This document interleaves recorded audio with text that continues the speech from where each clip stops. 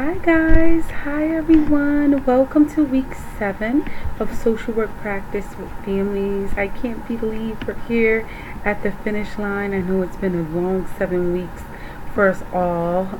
You guys have been an amazing team to work with and to get to know, and I've learned so much about your families and about some of your clients' families and the work that you're currently doing, and look forward to doing in the future. So just a few more assignments to go, and I'm hoping that you guys have learned as much as I have learned from you in the course. I know it was a lot of information in 7 weeks, but you guys did a phenomenal job and just blew it out of the park. So kudos to you for surviving 7 weeks in social work practice with families. I know it's a lot of hard work, so I appreciate your effort and giving everything 100%. So great. So let's dive into your assignments due this week.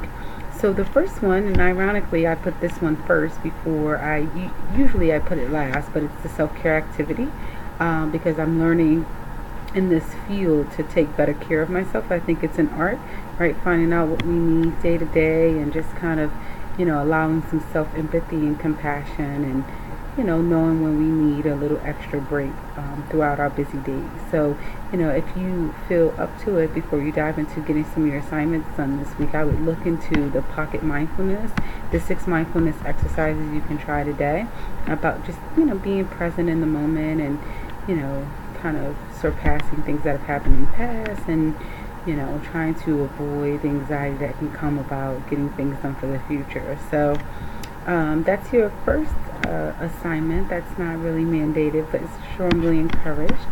And so your next thing that I want to remind you for is that this was put in here about me just reminding you guys about your e-portfolio. So check in the syllabus to see the list of suggested artifacts and the competencies and related behaviors they meet.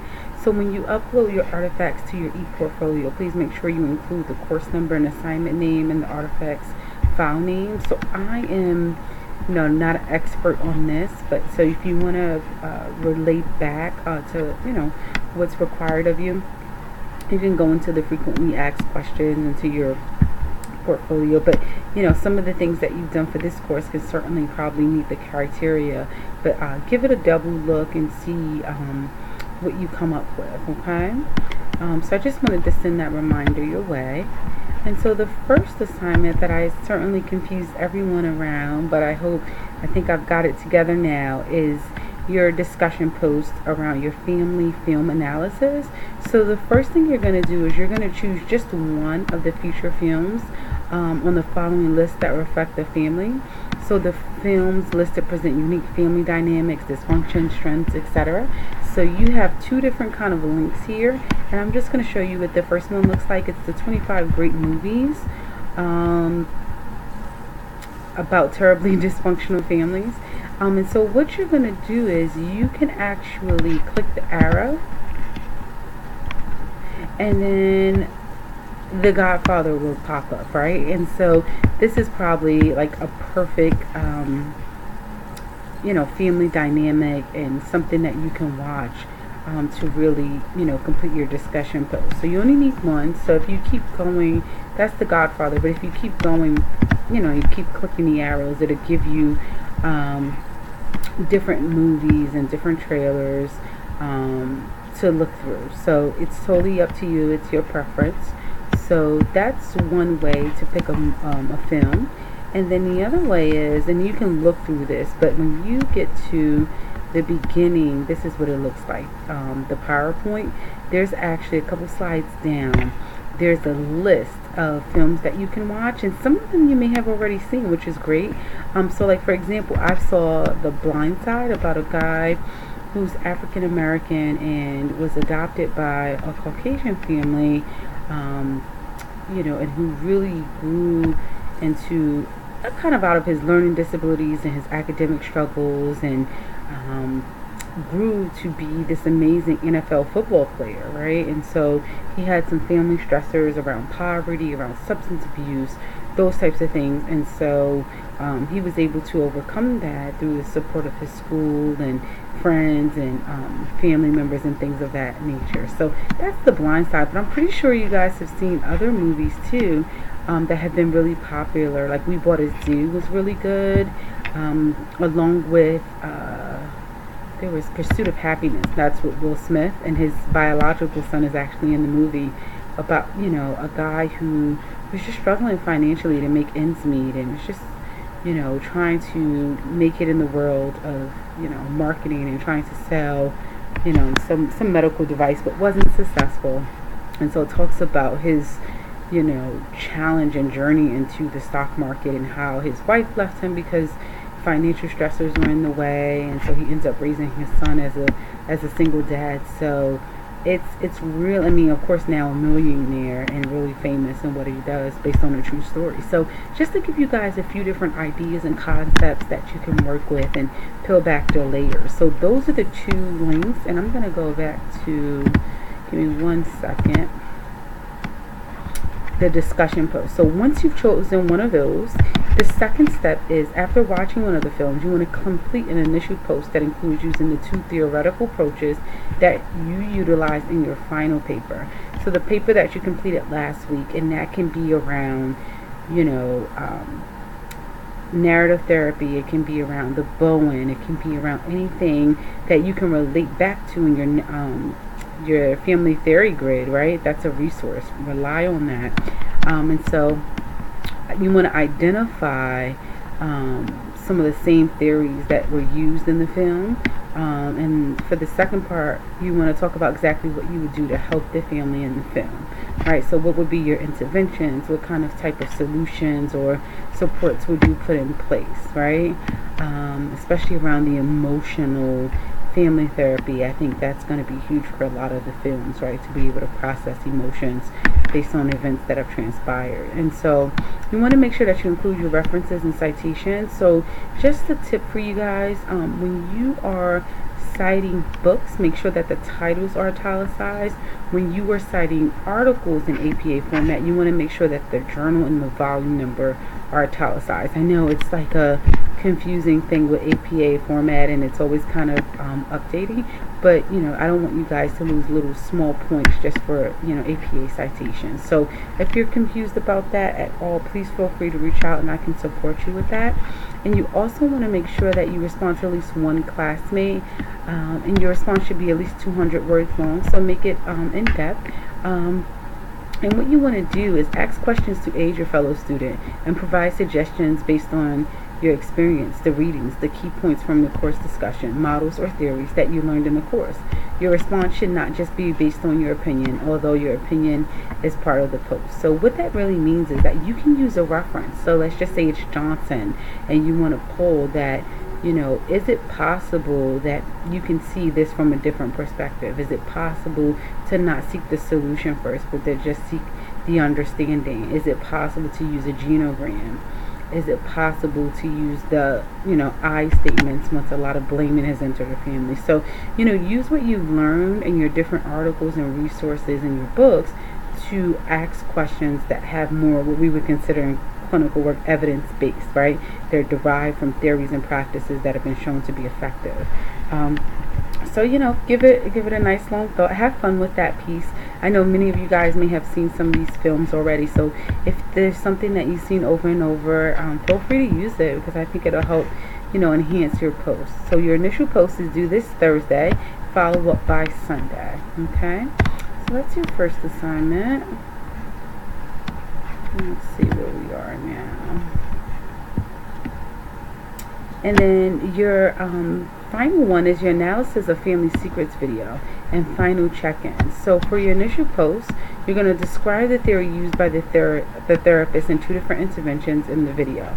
For example, what was something she did that was informed by ideas found in structural therapy or Bowen or narrative therapy? Did she allow for people to have a voice and tell their stories and allow them to be validated? Was she using structural family therapy to talk about the design of a genogram? Just to give you some thoughts around kind of what I'm looking for here. Reflecting on the film in the past 7 weeks, describe your comfort level with the idea of seeing families in order to help certain individuals. What do you feel you are now capable of doing? What do you feel you want to know more about in order to work more effectively with families? And it's interesting because I will be totally honest, I see a couple of couples in private practice, but I see one particular family. And so I think my expertise is still developing, and every time I teach this course I feel like I'm able to grab some new theories and practices.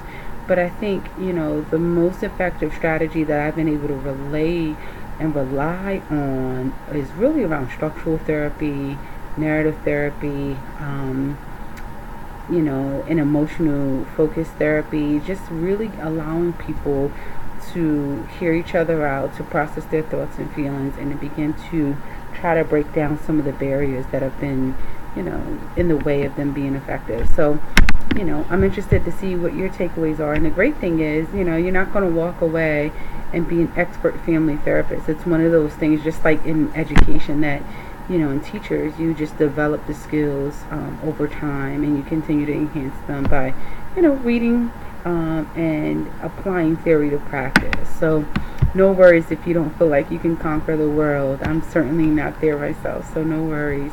And then thinking back to the Widener social work shared case that's attached here, picking one of the theories we studied in this class, what is an intervention that you now believe would help the family? And so this goes back to tying the theory to practice.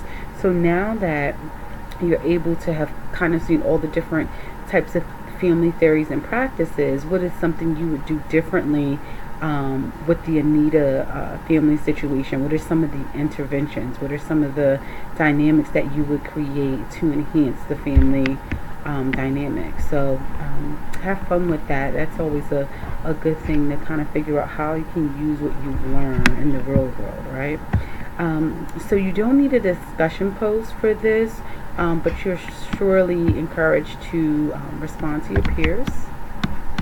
So I just want to make sure I've covered everything. And then this is, sorry about that, guys. Okay, this is your last discussion post. So we are full of discussion posts this week. No final papers, which is great. So I hope this week takes the edge off a little bit. And so what you want to do is review of contemporary approaches of family systems work. So you're going to review 2 of the websites that are listed below, and then you're going to complete an initial post that includes the following. So you're going to describe each of the 2 therapeutic approaches you reviewed in your own words. Even though you're using your own words and you're paraphrasing, feel free to use the resources and cite them inside of your responses. So for example, Johnson 2004 in parentheses, shares and talks about the parent-child interaction therapy, the trauma-focused cognitive behavioral therapy, those types of things. And then what you want to do is comment on strengths and limitations of looking to research to inform the selection of a family systems approach for a particular family, right? So the great thing about narrative therapy is that you get to really learn the culture and the dynamics of the family through their own stories and their own voice. But if you're trying to use a particular intervention that may not be really necessary at the moment, or doesn't feed into the culture of the family, or they're not really responding to it, I think those are some of the things that can serve as a limitation to family work. But feel free to peel back the layers and see what you may find interesting, that you don't necessarily have to use research to inform your selection, right? So you don't need a response for this one, but your initial post is due Thursday. So just taking a review of the systems work and the different types of therapies that come from that. So it's so many different treatment modalities and interventions that you can use. So feel free to look at them all and save them as resources, and if not, just be sure to look at 2. Okay, well, I hope you guys have a great week. Kudos to you for making it to week 7, and feel free to reach out in the meantime with any questions or concerns. Bye.